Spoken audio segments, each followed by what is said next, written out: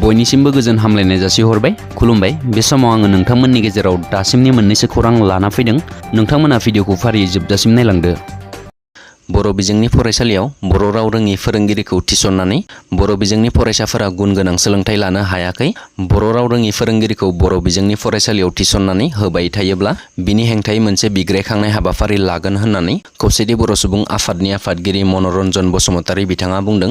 मैया खौसेथि बर' सुबुं आफाद आसामनि दाब दाब जिल्लायाव मावथि जथुमा खुंफुंबाय थानाय बादिनो मैया गलाघाट जिल्लायावबो खुंफुङो। हाबाफारियाव गोबां खौसेथि बर' सुबुं आफादनि मावथि आरो बिबानगिरिफोराबो बाहागो लायो आरो हाबाफारियावनो खौसेथि बर' सुबुं आफादनि आफादगिरि मनरन्जन बसुमतारीया बाहागो लानानै ओरैबायदि फोरमायोदि मोनफ्रोमबो आफादानो हारिनि फारसे नोजोर होनांगौ आरो आसाम सरकारा जोंनि गेजेराव इनाय खालामदों होननानैबो बिथाङा बुंदों आरो 2006 मायथाइनि हाग्रा हा मोनथाय आयेननि गेजेरजों हानि फोरमान बिलाइ मोनजोबनांगौमोन आरो 2005नि 13 डिसेम्बर ट्राइबेल माहारिफोरा रिजार्भ थानायफोरा हानि मोनथायखौ मोननांगौ आरो गलाघाट, बङाइगाव आरो लखिमपुर जिल्लाफोराव थानाय ट्राइबेल सुबुंफोरखौ होखारनाय राहा लानायखौ गोख्रों सोंखारिदों आरो बिथाङा ओरैबायदि फोरमायबावोदि बिटिआर गोरोबथानि 6.3 दफायाव फैनाय सोलोंथाइ फारसे मावफुंनांगौआ दिनै समाव आसाम सरकारा फरायसालिफोरखौ प्रभिन्सियेलाइज खालामाब्ला 6.3 दफाया बोरै आवगायगोन होननानै बिथाङा बुंथियो।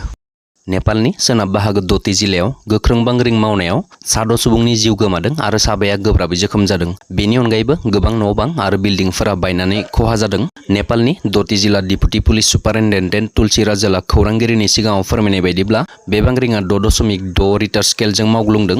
जाहोनाव दति नोगोरजों नांजाबनाय गामिफोराव गोबां न'फोरा गोग्लैनानै थेर-बेथेर जादों।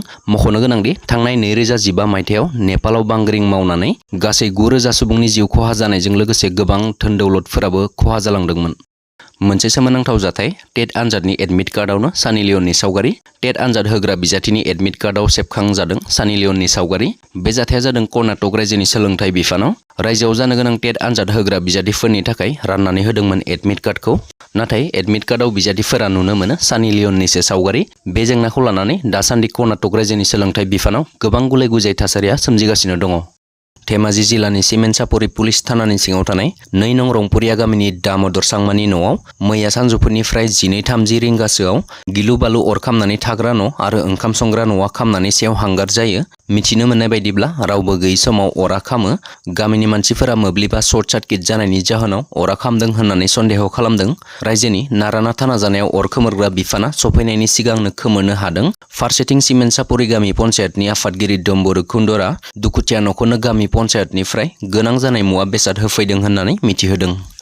चन्द्रपारा जौगालु फोथाराव इउपिपिएल दोलोनि खुंगा 3थि 3 बोसोरसालिया जथुमाया खुंफुंनो थाखाय साखाफारा। क'क्राझार सहरनि साखाथि चन्द्रपारा जौगालु फोथाराव 11, 12 आरो 13 अक्ट'आव इउपिपिएल दोलोनि खुंगा 3थि 3 बोसोरसालिया जथुमा सानथामनि रंगिना-संगिना हाबाफारिजों खुंफुंजागोन। इउपिपिएल राजखान्थि हान्जानि 3 बोसोरसालिया जथुमाया सानथामनि हाबाफारिजों खुंफुंजानो गोनां इउपिपिएल दोलोनि जथुमायाव गासै 6,000 थान्दैबादा बिटिआरनि गंबा जिल्लानि इउपिपिएल दोलोनि दैदेनगिरिफोरजों लोगोसे मावफारियाफोरा मैखोमै बाहागो लागोन होनना मिथिहोनायजों लोगोसे बिटिआर ओनसोलाव राजखान्थि हान्जाखौ गोख्रों खालामनायनि थांखि आरो गुबुन गुबुन हारि माहारिनि गेजेराव गोजोन खौसेथि समान जौगानाय थांखिजों जथुमाया खुंफुंजागोन होनना रोखा फोरमायो।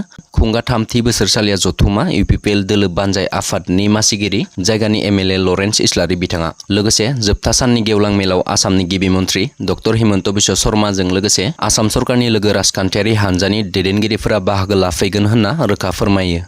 आसामाव डेंगुनि केसआ बांबोगासिनो दङ। थांनाय 1 नभेम्बरनिफ्राय 7 नभेम्बरसिम आसामाव सा 427 सुबुंफोरा डेंगुजों सन्देर जादोंमोन। कार्बि आंलं जिल्लायाव सा 400 सुबुंफोरनाव आरो कामरुप मेट्र'पलिटन सिटियाव सा 11 सुबुंफोरनाव डेंगुनि केस मोननाय जादों। करिमगन्जआव 2, नलबारियाव 2, शिबसागराव 2 आरो डिमा हासावआव 2 सुबुंफोरनि केसखौ मोननाय जादों। फिन सासे बर' गेलेगिरिया मुं लाखिनो हादों। आसामनि अंकुचिता बर'आ एशियान बक्सिं चेम्पियनशिपआव ब्रन्जनि मेडेल देरहानो हादों। उजबेकिस्ताननि बक्सारखौ फेजेननो हानानै अंकुचिता बर'आ ब्रन्जनि मेडेलखौ देरहानो हायो।